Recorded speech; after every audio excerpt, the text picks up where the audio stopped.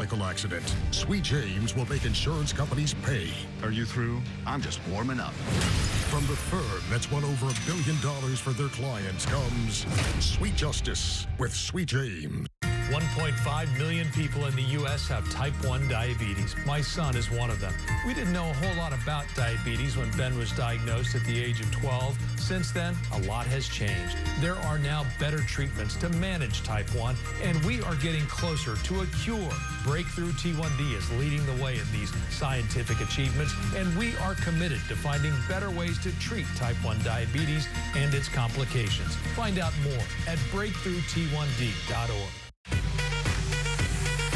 It's more than TV. This is KTLA Plus, and everyone's talking about it. Yeah. Your favorite KTLA shows streaming in one place. All the drama, exclusive content, and unique shows. Yeah. Everything you want, whenever you want to watch it. The best in entertainment, all the news, and more. Plus, it's free. Yeah. KTLA Plus. Download it free today. Good morning, I'm Frank Buckley. Some breaking news. Sean Diddy Combs found not guilty of the most serious charges he was facing, guilty on lesser charges. We will have full analysis and live coverage just ahead. Good morning, everyone. I'm Carlos Herrera live at LAX. You know what? It's 4th of July weekend. What does that mean? We're live out here. People traveling. LAX is going to be seeing about 1.5 million passengers for the next few days. We got all sorts of information before you start to fly out for this weekend. The tips, what you should and shouldn't do, that's all coming up next. Good morning, I'm Jessica Holmes. AI is reviewing restaurants, but not for the food. We'll tell you what they're looking at coming up. Hey there, everybody. Good morning. I'm Melvin Robert. Coming up, we'll have reaction from former Diddy collaborator and former Danity Kane member Aubrey O'Day. What she's saying about the verdict in his trial.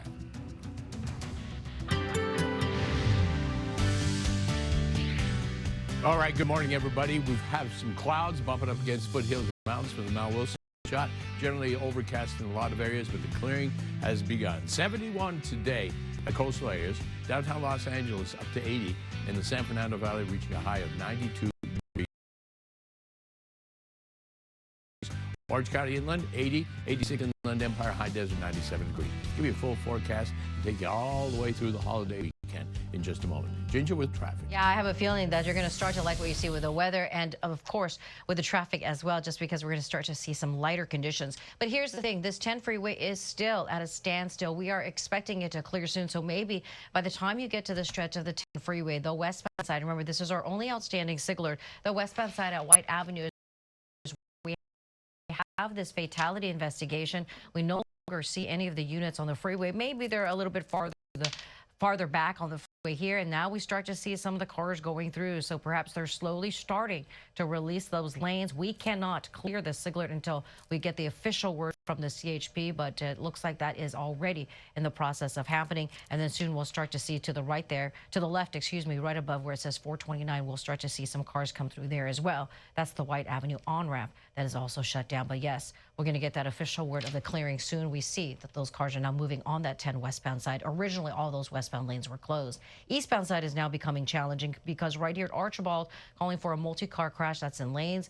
And I'll look into the Cajon Pass. The first time we've seen it this morning, actually. Southbound side is still the busy spot, but we are anticipating north to start to get real crowded soon, if not late this afternoon, definitely by tomorrow. We'll keep track of all these things. And hopefully next time we talk, we'll have canceled that Siglet on the 10 freeway through Pomona. I'll send it back to you guys.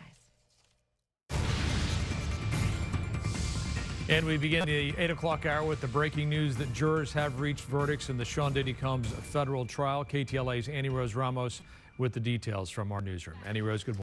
Hey, Frank, good morning to you. Yeah, a major victory in the Sean Combs case after the jury reaching a verdict in all 5 of the federal charges he was facing, finding Combs guilty on prostitution charges, and Combs now acquitted of the other most serious charges that he was facing. Happening inside courts minutes ago, attorneys for Sean Combs arguing he should be able to walk out of the courthouse today after being found guilty of only 2 of those 5 federal charges. The jury reaching a decision just within the past hour. All right, we want to go live now These images coming from a little bit earlier outside the courthouse, folks walking out in New York City. You can see they're getting ready for a press conference, we believe, outside of the courthouse. But inside, we understand Combs' attorneys are arguing he should immediately be released on a $1 million bail, insisting he is not a flight risk, but instead just wants to return to his home in Miami. Prosecutors are very much against this, reminding the judge of the drugs found inside of Combs' hotel room when he was arrested in September of last year. The judge now asking the defense attorneys and prosecutors to submit letters on their positions about the possibility of releasing Combs. Those letters due by 10 a.m. our time, 1 p.m. New York time. Then the judge saying he will be making a decision right afterwards, again, on whether or not Combs can walk out of the courthouse today. We want to get to those federal charges that Combs was facing and the verdicts for each one of them that have now been come out. We're going to take a minute to get up to those full screen so you can take a look at those federal charges yourselves. Now, before I go into the details, hopefully we have that full screen so we can see those federal charges. All right, but I will read them anyways. 1 count of racketeering conspiracy. That was the most serious of charges that Combs was facing. That could have put him behind bars for the rest of his life. The jury finding him not guilty. Then 2 counts of sex trafficking charges. The jury find him not guilty for both of those charges. Then the 2 counts of transportation to engage in prostitution. Combs found guilty of both of those counts. Now, we also heard from the prosecution minutes ago saying they do intend to seek incarceration.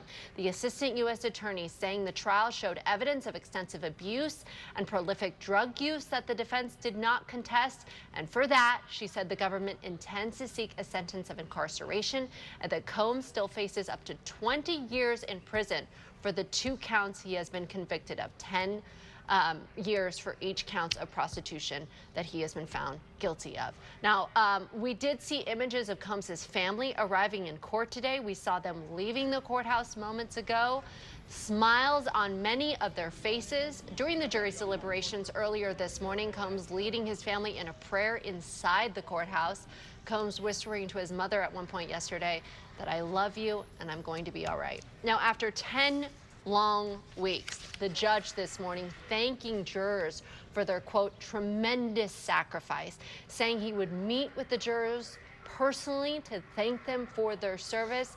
And the jury has now filed out of the courtroom. Now, a lot to get to this morning, a lot that we're learning, a lot that still could happen today, with us awaiting what the judge will decide later this morning, whether he will allow Combs to walk out of the court today after being found guilty of 2 counts of prostitution charges. Frank and Jessica, I'll send it back to you guys. All right, thank you for that, Annie Rose. Some mixed reaction, of course, to the outcome of the trial. KTLA's Jasmine Simpkins has been following the Combs case closely. She's been in the Manhattan courtroom. You also interviewed Cassie Ventura. Jasmine, good morning. Good morning. Just to get your initial reaction to the outcome of this trial this morning. I'm not shocked, and I've been saying it from the beginning. You know, I was in court the week of Cassie's testimony. I thought it was very compelling, but I've been saying from the beginning that he was more than likely going to get the travel for prostitution charge, and the other 2 that the jury was not going to find him guilty. And that was just because over the course of these 7 weeks of the trial, there wasn't enough evidence presented. And on the days that I was there, you could see the jury at times were bored, they weren't engaged. And the prosecution, I think that things fizzled over time. I think they started out strong with their star witness, but after that, I don't think they were able to convince this jury, let alone many of us who were in the courtroom. Jasmine, you'd interviewed Cassie Ventura before, and I was wondering, was there, you know, we don't know what happens in relationships, obviously, what happens behind closed doors. Was there any sense that something like horrible like this was happening with her? Absolutely not. And I'll say, Frank, it broke my heart really listening to her. She took us through those days that they were having the freak off at the Intercontinental Hotel. And I was blown away because I spoke to her the day before that incident when she was doing the press junket for that film, The Perfect Match. And she was in high spirits. She was excited about reinvigorating her acting career, getting back into music. She spoke a little bit about her love life because at this time her relationship with Sean was public. You know, they had been private for many years, but at this point, you know, they were out and they were about, and people saw them as this happy couple, #couple goals, right? So she was very enthusiastic. And then to see her even a couple days after that, when we were on the red carpet for the premiere, I said to her specifically, I go, wow, you've got this bronzy glow going on. Very different from what I had seen days earlier. It looked like she had literally gone on vacation. What I know now is that she was covering bruises, that they had put some type of, you know, bronzer on her body. She talks about it, that they were making sure they concealed, you know, what had just happened to her almost 24 hours earlier in that hallway at the Intercontinental. So I was heartbroken. She was very emotional giving that particular part of the testimony. And Jasmine, I'm just curious, when you were in the courtroom, I would imagine all eyes are on Combs to see how he reacts to what he's hearing. What was his demeanor like in the courtroom? It shifted week to week. I will say